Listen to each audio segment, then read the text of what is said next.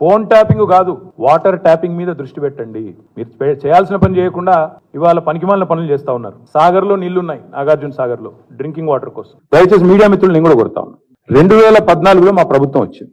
మా ప్రభుత్వం రాకంటే ముందు కాంగ్రెస్ ప్రభుత్వం 10 ఏళ్ళు ఉంది. ఆనాడు కాంగ్రెస్ ప్రభుత్వం, దయచేసి ఇది గుర్తుపెట్టుకోండి, రాయండి, మీరు కావాలంటే మీ ఆర్కైవ్స్ లోంచి తీయండి. ఆనాడు కిరణ్ కుమార్ రెడ్డి గారు 2011లో ముఖ్యమంత్రిగా ఉన్నప్పుడు మేము ఆరోపణలు చేయాల. కాంగ్రెస్ ఎంపీలు ఆనాడు ఈ రోజు కాంగ్రెస్ ప్రభుత్వంలో మంత్రులుగా ఉన్నవాళ్ళు, ఎమ్మెల్యేలుగా ఉన్నవాళ్ళు, కోమటిరెడ్డి రాజగోపాల్ రెడ్డి, డాక్టర్ వివేక్, గడ్డం వివేక్, అదేవిధంగా పొన్నం ప్రభాకర్ గారు ఈరోజు మంత్రి. వీళ్ళు ముగ్గురు ఆనాడు ఆరోపణ చేసినారు.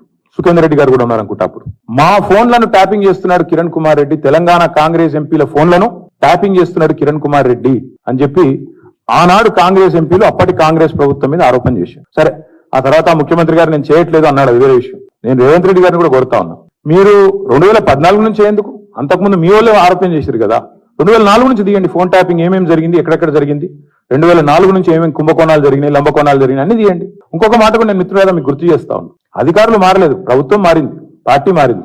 ఇదే శివధర్ రెడ్డి ఈరోజు ఇంటెలిజెన్స్ డీజీ అనుకుంటే ఇప్పుడు ఆయన, ఆనాడు ఇంటెలిజెన్స్ ఐజీగా ఉన్నారు కేసీఆర్ గారు గవర్నమెంట్ లో. ఈ రోజు టీఎస్పీఎస్సీ చైర్మన్ గా ఉన్న మహేందర్ రెడ్డి గారు ఆనాడు రాజశేఖర్ రెడ్డి గారి గవర్నమెంట్ లో ఇంటెలిజెన్స్ ఐజీ, ఆ తర్వాత మా ప్రభుత్వంలో డీజీ, హైదరాబాద్ సిపి. మరి ఈ రోజు డీజీపీగా ఉన్న రవి గుప్తా గారు ఆనాడు హోమ్ సెక్రటరీ. వీరందరూ కూడా మరి ఈ రోజు మా మీద చేసే ఆరోపణలు కానీ, ఇష్టం వచ్చినట్టు ఇచ్చే లీకులు కానీ, మాట్లాడుతున్న మాటలు కానీ, ఆ రోజు అధికారుల ప్రమేయం నిజంగానే జరిగింది అనుకుంటే ఒక్క నిమిషం, ఈ అధికారులకు ఎవరికి తెలియదా? వారెవరు బాధ్యులు కాదు, ఒక కేసీఆర్ గారు మాత్రమే బాధ్యుడు అనే లైన్ లో ఇవాళ ఏదైతే లీకులు ఇస్తున్నారో లీకు వీరుడు, నేను అడుగుతా ఉన్నా. మరి మహేందర్ రెడ్డి గారు, శివధర్ రెడ్డి గారు, రవి గుప్తా గారు, ఇంకా చాలా మంది ఉన్నారు, సజ్జనార్ గారు అన్నాడు ఎస్ఐబి చీఫ్, వీళ్ళందరూ ఉన్నారు. మరి అధికారులే మారలేదు కదా. ఫోన్ ట్యాపింగ్ నేను డిమాండ్ చేస్తున్నా ఈ ప్రభుత్వాన్ని, మీకు చిత్తశుద్ధి ఉంటే 2004 మొదలుపెట్టు, ఏమేమి ట్యాపింగ్లు జరిగినాయి. నేను నా ఆరోపణ కాదు కదా. ఈ రోజు నీ ప్రభుత్వంలో నీ పక్కన కూర్చున్న పొన్నం ప్రభాకర్ గారే ఆరోపణ చేసిండ్రు. ఏమని? ఆనాడు కిరణ్ కుమార్ రెడ్డి ప్రభుత్వం నా ఫోన్ ట్యాపింగ్ చేస్తుంది. మరి అది వాస్తవమా కాదా? బయటికి విచారణ గ్యాంబిట్ పెంచు. ఆనాడు అధికారులందరినీ పిలిపి, రిటైర్డ్ ఉన్న వాళ్ళందరినీ పిలిపి, నీ కాంగ్రెస్ ప్రభుత్వం ఫోన్ ట్యాపింగ్ చేసిందా లేదా చూద్దాం. ఇంకోటి బ్రదర్, మీరు మర్చిపోయినట్టున్నారు, నేను మర్చిపోలేదు. నాకే ఐఫోన్ వాళ్ళు, యాపిల్ వాళ్ళు మెసేజ్ పంపినారు, నీ ఫోన్ సర్వేలెన్స్ లో ఉంది అంటే. నేను దాని స్క్రీన్ షాట్ కూడా మీరు చూసుకోండి కావాలంటే, ట్విట్టర్ లో అప్పుడే పెట్టినా.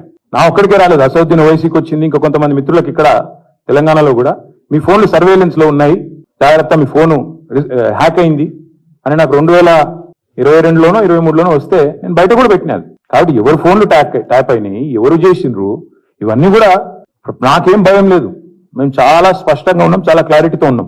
కాబట్టి దయచేసి నేను మిమ్మల్ని కోరేది ఏంటంటే, ఈ యూట్యూబ్లలో పెట్టి పనికిమాలకు లీకులు ఇచ్చి, అధికారికంగా ప్రెస్ కాన్ఫరెన్స్లు పెట్టకుండా రిమాండ్ రిపోర్ట్లు అని చెప్పి లీకులు చేసి ఎన్ని రోజులు బతుకుతారండి? ఎన్ని రోజులు టైం పాస్ చేస్తారు? రైతుల సబ్జెక్టు మాట్లాడరు. నిన్న ఒక విలేకరు నిజాయితీగా అడిగిండు రేవంత్ రెడ్డి గారిని, 2 లక్షలు రుణమాఫీ చేస్తా అన్నారు కదా సార్, ఇంకా చేయలేదు కదా మరి మీరు, ప్రజలు అడుగుతున్నారు అంటే వెకిలి నవ్వులు చెప్పి ఆయనే చెప్పిండు కదా. ఎవరు కమిటీ అమ్మన్నాడు ఆయనను? పేద సిపాయి లెక్క మాట్లాడితే మొగోను అయితే అంటాడు కదా.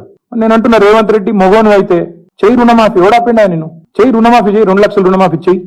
నువ్వే అన్నావు కదా December 9 అని. చెయ్యి. పాయింట్ ఏంటంటే, ఈ చిల్లర మాటలు కాదు కదా ప్రజలు చూసేది. అల్టిమేట్ గా 4 రోజులు నడిపిస్తారు by time pass, attention diversion. ఓ రోజు గొర్రెల స్కామ్ అంటాడు, ఓ రోజు బర్రెల స్కామ్ అంటాడు, ఓ రోజు ఫోన్ ట్యాపింగ్ అంటాడు, ఓ రోజు కాళేశ్వరం స్కామ్ అంటాడు. ఇవేనా ఇక అసలు పని లేదా? మంచిలు ఇచ్చేది లేదు, సాగునీరు ఇచ్చేది లేదు, పంటలు ఎండితే పట్టించుకునేది లేదు, రైతులకు రుణమాఫీ లేదు, కొత్త ఇన్వెస్ట్మెంట్లు రావు. ఇవేం చెప్పరు. ఇడికెళ్ళి కంపెనీలు పారిపోతుంటే మాట్లాడరు. ఇవేం ఉండవు. ఏముండాలా? మమ్మల్ని అందరినీ రాష్ట్ర ప్రజలను పిచ్చోళ్ళని చేసి వీళ్ళు పోతురట, వాళ్ళు పోతురట, వీళ్ళు చెంపట, వాళ్ళు చెంపట.